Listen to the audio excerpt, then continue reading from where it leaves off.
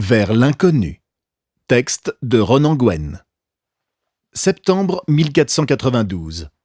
3 navires ont quitté l'Espagne depuis de longues semaines. Ils naviguent plein ouest à la recherche des Indes.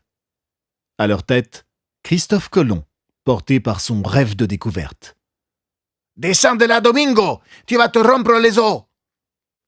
Mais celui-ci fit la sourde oreille et poursuivit son ascension.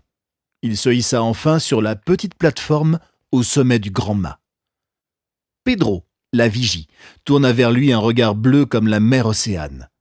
Les heures passées à scruter les horizons, sous tous les soleils, avaient aiguisé sa vue et fait pâlir ses yeux. « Tu grimpes comme un ouistiti maintenant !» L'enfant sourit, empli de fierté. Du haut de ses 12 ans, il avait appris à se jouer des rafales dans les haubans et du mât qui tanguait. Il regarda le pont de la Santa Maria, 20 mètres plus bas. Les marins s'y activaient avec discipline, aux ordres du timonier. « Alors, tu as fini tes corvées ?» reprit Pedro. « Oui, j'ai lavé le pont, roulé les cordages, aidé le cuisinier et rangé les affaires de l'amiral Colomb. »« Et te voilà en vigie. Tu veux être le premier à apercevoir les rivages des Indes. Tu veux me voler les 10 000 maravedis ?» Domingo rit de bon cœur et laissa planer son regard sur l'immensité bleue.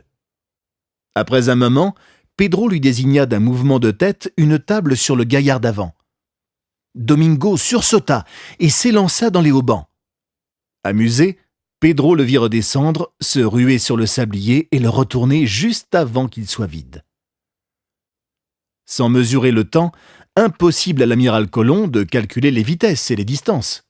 Il soupira de soulagement et s'appuya sur le bastingage. 6 semaines qu'ils avaient quitté Palos. Peu de marins avaient accepté de s'aventurer vers l'inconnu, si loin des rivages. Mais lui, Domingo, entrerait dans l'histoire. Il observait la Pinta et la Niña qui voguaient non loin, quand soudain, la grande voile carrée s'affaissa. Peu de temps après, le navire croisa des herbes vertes. Les marins hurlèrent de joie, croyant les côtes toutes proches. Mais les heures passèrent et la mer se couvrit d'algues.